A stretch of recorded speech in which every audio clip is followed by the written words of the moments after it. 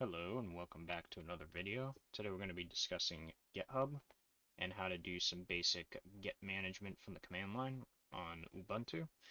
So GitHub is a online code repository service where you can manage projects and collaborate on projects and keep track of who's pushing what code where. We can separate projects based on branches. Really, this comes into, say if you're working on a large scale project, say maybe like you're doing game development or you're working on like Python scripts or something like that, and you have a team of engineers that are helping you, you're working on a team, and each engineer might, be working on their own specific portion of the project. So what this can do is this can help you keep track of what's being changed and saved, and eventually you can really merge all your code together if that, at that point where you can have like code being backed up and saved to one portion of the project that's separate from the majority or the current version, right? If say if like your code is public and you're testing code, you have a branch for that where you're for your testing or your development, and then you could push it to the main for the broader others to use, right? So really, it's a version control software for managing your projects. So to get started, you're going to go to github.com and you're going to create an account. And you could create it with your email, or you could just create like a standard account with the username and password. Um, and then you're going to be presented with your dashboard screen here.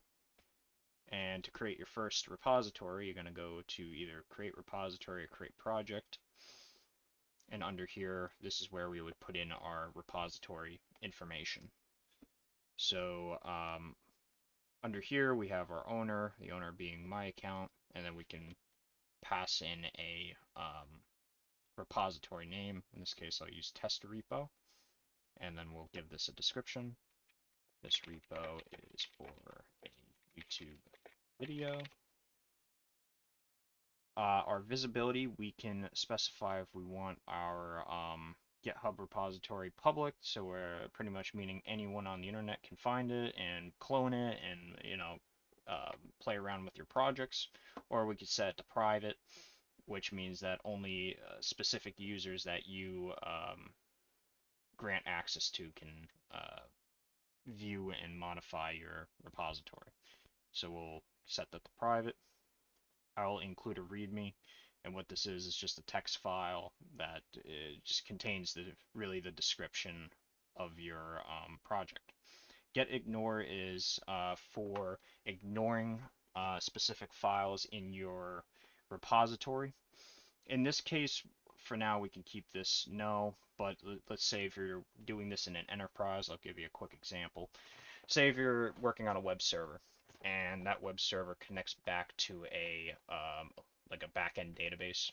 There's most likely a file somewhere in your web application code that has credentials or sensitive information that you don't want to push to the general, either the rest of the company or the general public. So you can add a get ignore. So when you're working in that on that project and you want to push to the server, it's going to ignore those specific files that may contain sensitive information. Your license.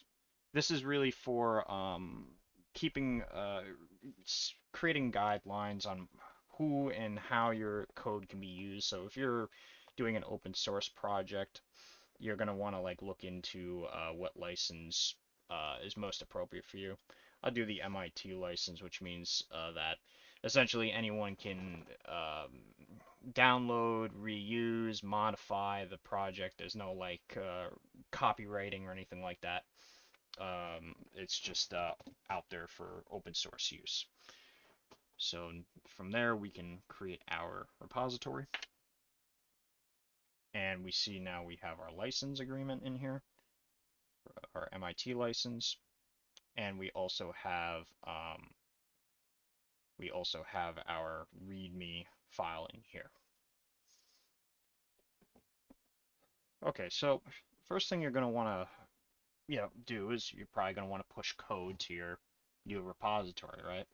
You're going to want to pull this down and have this on your computer, these files, and be able to modify them and add files and upload them to Git. So to do that, we can go to clone here. And there's different protocols that we can clone our repository under. We can use the GitHub CLI, which is a application on Linux and Windows. We can use SSH, or we can do it over HTTPS. In this video, I'm going to do SSH. I'm going to go over how to manage like authentication. But for general like public projects, say if you're pulling down like a script or something like that, I'd say HTTPS is a little easier. You just pull it down, and there's no problem. You just copy this into your command line. But for our SSH, we're going to need to upload a public SSH key that's associated to our computer, or the user on your computer, so that you can authenticate to your account on GitHub.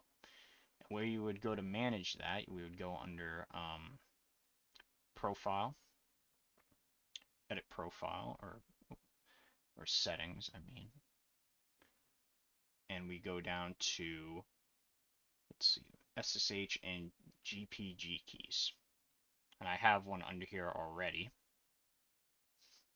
But to add a new one, let's say if I want to remove that one and add a brand new key, we'll create a new SSH key and we'll name it Ubuntu VM in my case. And on our Ubuntu virtual machine, we'll generate a SSH key. So we'll do SSH keygen. And this is going to generate a SSH key pair with your private and public key. Oh, and I already have one, but if we were to generate a new one, we can optionally add a password. For security, this is a good idea.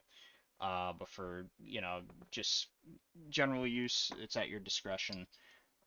Really, this protects, say if somebody were to get a hold of your SSH key, this will add an extra layer of protection, where they would also have to provide a password when using your SSH key.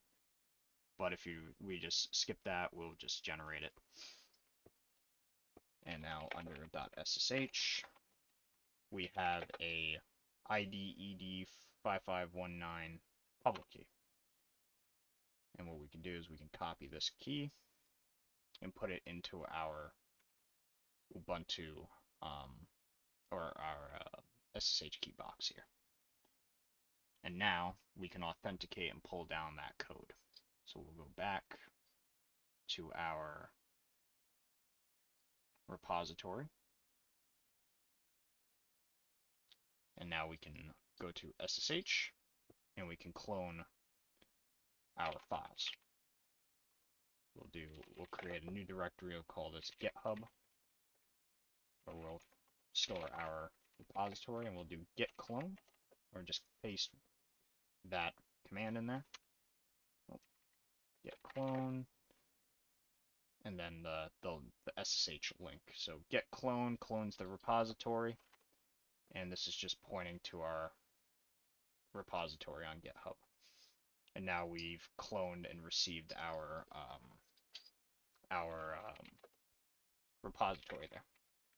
So whenever you're working in Git, or working on like a server that's utilizing Git repositories, and you're reading through the code, there's always going to be a hidden directory called .git, and what that does is really is just your Git configurations for this this directory here that contains your repository code. So if you ever see .git, just know that the directory that you're in is linked to a Git repository somewhere. And now what we can do is we can also, read our files that are up there, so our license and our README. So from this point, let's say if we want to add a file or modify a file, right? What we can do is we can go in here and let's say if we want to add or modify our README file here. So we can add like something like this is for a test push. And now that's modified. And let's say if we add a new file like test.txt and add some text to it.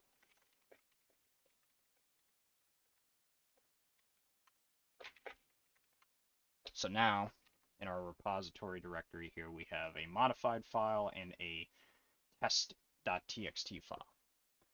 Now this is where we're going to stage a push or an update to our code on GitHub. So to add these changes, we would use the git add command and then add our files that we've modified. So we can do git add, readme, and git add test.txt. And now this is going to have those changes staged. So from here we can do a git commit. And we can see the changes that we've made in our commit log here before we send it up. So we can see we've modified readme and we have a new file. And in here we can add a commit message. So this is our first commit. We can save it. And we see in the command output here, we have 2 files changed, 3 insertions, and we can do a git push. And this is going to push our change up to the server here. If we refresh, we see this is our first commit, and we have our changes on GitHub now. So that is how you would, do your commits. So commits are just, your updates locally, and then you would push it, and then the push is the actual update to wherever your destination repository is, so your cloud repository. And now there is a couple more things we should go over. We should go over creating branches, switching branches, and doing pull requests. So let's say in the event, as I mentioned before, you might have different people working on the same project, and you want to split up the pools or where the files are getting stored depending on who's working on it. So GitHub allows you to create separate branches. Currently we're on the main branch. That's the default for when you create a new repository. But what we can do is we can go to view branches and we can create a new branch. And we'll call this one backup, or we'll do main like 2 or something like that. And we could source it off of the main one, like the branch that we currently have.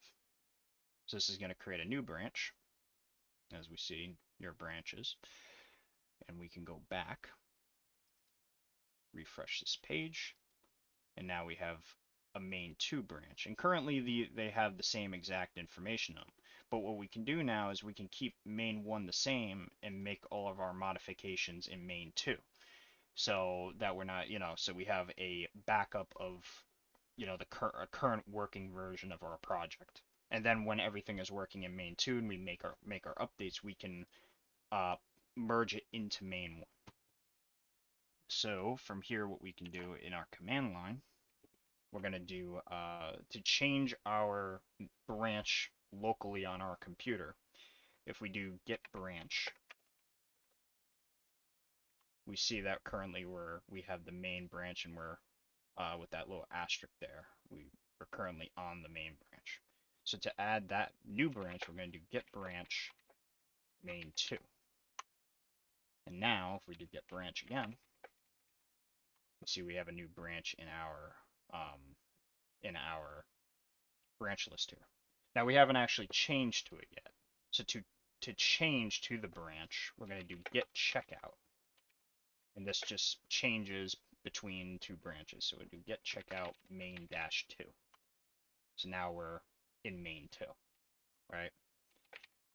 So let's say if in the event we have main 2, we just change to it, and there's a file in here that somebody uploaded on right, like we just connected in and we have the same files on main 1, but someone goes in here and adds a file. This is where our pull request comes in. So we're going to create a file on Git here. We're going to call this test pull.txt. This is a test for pulling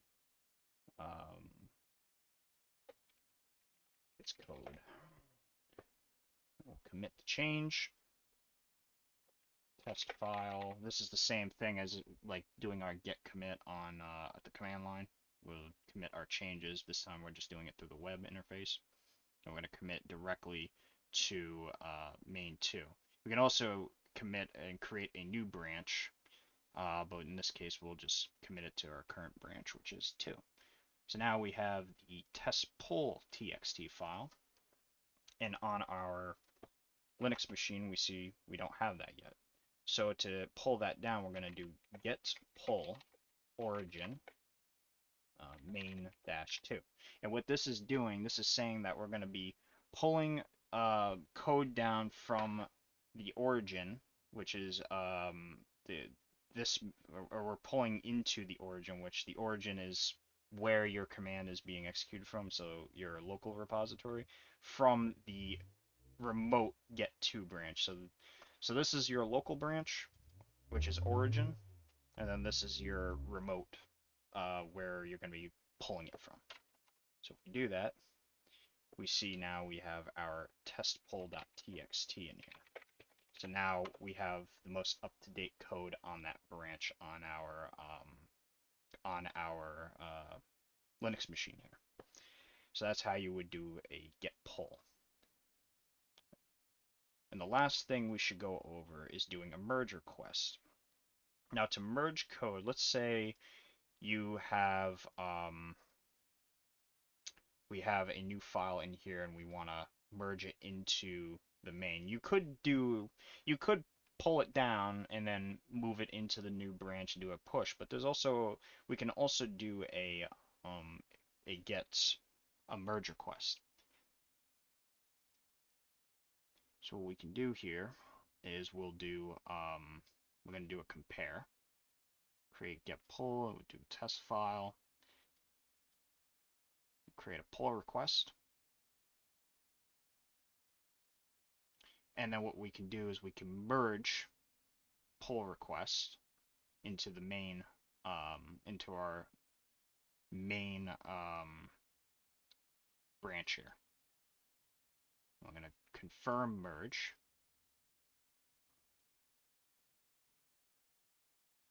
And now if we go back to our, oh, and we just have to create a commit message. We'll just do first merge into main. Comment that. Now if we go back to our code and we go to main, we see now we have test pull inside of in both repositories here. So we did a merge. And on this end, if we go back to our Git branches, we do git checkout main. Now we're in the main. We do a git pull. Now we have test pull in both branches. So this is like, you know, just to getting started from the command line. Get is also integratable with like common IDEs like VS Code. I can actually we'll take a quick look at that before I end the video. So let's say if we want to you're using VS Code, and this is the same on Windows, Linux, or even if you're using VS Code Community or Visual Studio Community Edition, that has Git capabilities as well. So on Ubuntu here, we'll just install VS Code real quick. Let's see, what is the we gotta look up where is it? No, you can download it. You know what? We'll just download it from here. We'll do VS Code download, and we'll download the Debian package here. Make sure it's AMD64, and we'll just install sudo dpkg install, and dpkg is the package manager on Ubuntu for installing packages. And we'll do, code Debian, and it's going to unpackage it.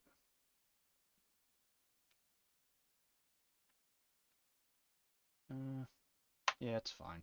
That's just asking if we want to add the Microsoft repositories to our apt list, and that's fine. We can do that. Now, if we go open up VS Code, and we go to that directory where our Git code is stored, we have and we can, this is just asking if you trust the contents in this folder. We'll say yeah. And under here, source code or source control, we can see our requests here, our commit requests.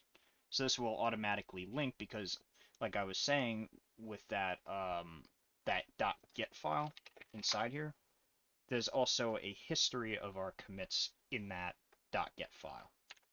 So we have a local commit history, and in graphical tools like this, they can graph them out for you and make it easy to read. And really, it's the same thing. This is just the graphical version. So if we go and make a change in here, do another test, we save it. If we go to our little Git branch here, we see that we can make, excuse me, my headphones died there. Had to turn them back on. So under the branch or source control section here, we can see we have some changes that we can stage and you know, commit. So staging is, like I said, that's where you're doing your get add and you're staging the commit, and then we could just type in this is another commit through VS Code, and then we can commit the change, sync change, and this action will pull and push commits to the origin main. We'll say yes, and now if we go back up here, we have our updated test.txt file. So it's a little easier. It's a little easier doing it through the you know, VS Code. This is probably what most, you know, software developers are going to be using it in. But if you're, you know, someone like me that has a background and works has worked a lot in the command line for, say, like system administration, web application, version management, there may be times where you're going to need to use the command line, like say if you're on an Ubuntu server without a GUI that's just managing a web interface, you might have to do your polls through the command line, which I've had to do. So that's why it's good to get familiar with the fundamentals of the command line, because this is going to teach you really the ins and outs of like what the commands are doing and how the GUI, what the GUI is doing in the background. And then, you know, once you work your way into VS Code, you'll have a better understanding of like how the commits work, how the branch managements work, the merge requests, the polls, right? So for today, this was a you know, pretty good substantial video, I would think, and this is everything I wanted to go over for today. And feel free to ask me questions about Git. I've used it quite a bit. I've seen a lot of errors with Git, and you know, like and how to fix them. There will be times where you might do a poll and something might happen, and your versions might be out of sync. There's ways you can get around that. That might be something I might make in a later video, because that's generally a common thing that happens. But for today, you know, I hope this was informative, and everybody have a great day.